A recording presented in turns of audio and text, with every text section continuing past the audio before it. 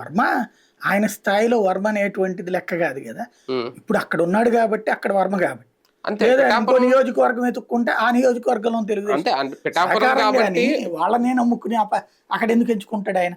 పిఠాపురం ఆయన ఎంచుకున్నాడు కాబట్టి వర్మ కూడా అక్కడ సపోర్ట్ చేయాలి. అది కూడా చంద్రబాబు గారి కోసం చేస్తానన్నాడు అతను. లేకపోతే నాకేం పవన్ కళ్యాణ్ పెద్ద లెక్క కాదని కూడా చెప్పాడు కదా. ఇప్పుడు వర్మకి ఒక సమస్య ఉంటది.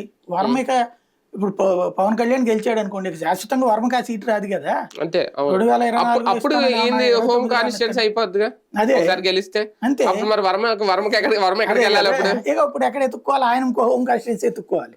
లేదంటే కనుక పవన్ కళ్యాణ్ ఏమో ఎమ్మెల్యే గెలుస్తుంటాడు, ఈయనేమో అక్కడ మిగతా పనులు చూసే నాయకుడి కింద మిగలాల్సి వస్తుంది. అది కాబట్టి అది వర్మకు కూడా సమస్య చూసుకుంటాడు కదా ఆయన. అంటే ఎప్పుడు అలా కుదరదు కదా, ఇంకా లైఫ్ లాంగ్ అలా వేరేది ఒక ఎమ్మెల్సీ గాను ఇలా ఉంటానంటే అన్ని చోట్ల కూడా అదే కాన్సెప్ట్ ఉంటది. ఇప్పుడు అందులో ఈయన ఏం చెప్పాడు, ఎమ్మెల్యేగా ఇది 10 ఏళ్ల పొత్తు మాదే. 10 ఏళ్ల పొత్తు అన్నప్పుడు సహజంగా ఏముంటది, ఫర్ ఎగ్జాంపుల్ నాదేళ్ల మనోహర్ గెలిచాడు అనుకుందాం, గెలిస్తే ఇంకా అక్కడే ఉండిపోతాడు కదా ఆయన. ఇక ఆలపాటి రాజాకి సీన్ లేనట్టే కదా.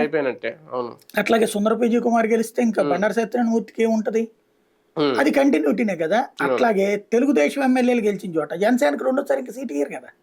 ఇప్పుడు మొన్న 23 గెలిచిన చోట ఒక్క సీటు కూడా బీజేపీకి వదిలిపెట్టలేదు, ఇటు జనసేనకు వదిలిపెట్టలేదు.